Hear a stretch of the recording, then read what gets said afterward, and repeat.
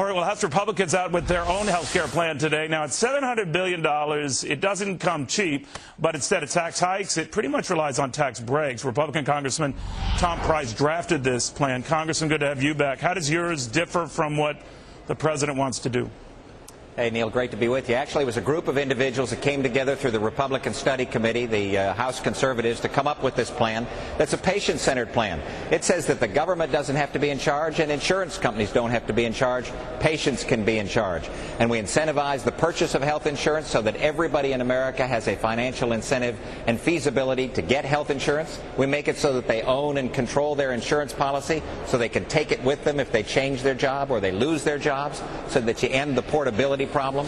We solve the quality issue by saying I'm sorry. I want to be clear. The portability problem is this, sure. You know, if you lose your job and you get another job, or you don't have another job, you could just take that old insurance with you. How do you pay for that? Because that's a very expensive little nugget there.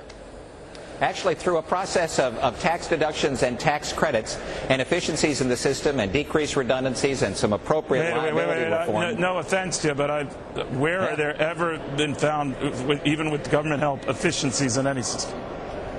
Well, if you have appropriate health IT, health information technology, then what you do is you decrease the duplication and the redundancies in the system. Well, how is that different, sir? How is that different, sir, than what the president is saying? You guys have been blasting him for, boasting about efficiencies and cost savings that come as a result of great technology. Now you're trying to play the same fiddle. No, there are some common grounds. The thing that we do is make it so that patients own and control their health insurance, not the government. We don't put a bureaucrat between you and your doctor. That's the wrong way to go. The American people don't want that. Well, they say they're taking the government out. You don't buy it. Not at all. You can't have a government-run system and take the government out. That's not the way they're depending on these works. Cooperatives. What are you guys going to be depending on?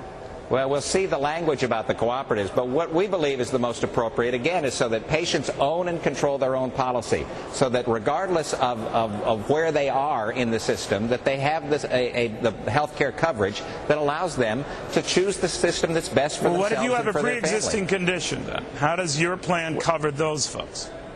We make it so that there are incentives for high-risk pools and so that there are pooling mechanisms so that individuals can get the purchasing power of millions together. We solve the quality challenge by making it... That sounds like a cooperative. That sounds just like what the Dems are. Maybe you guys are joined at the hip. This sounds very similar.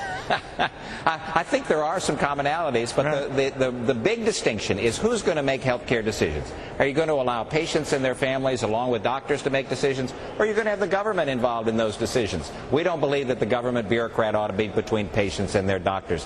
And the only plan that we've seen that the Democrats have put on the table here in the House is one that would put that bureaucrat there.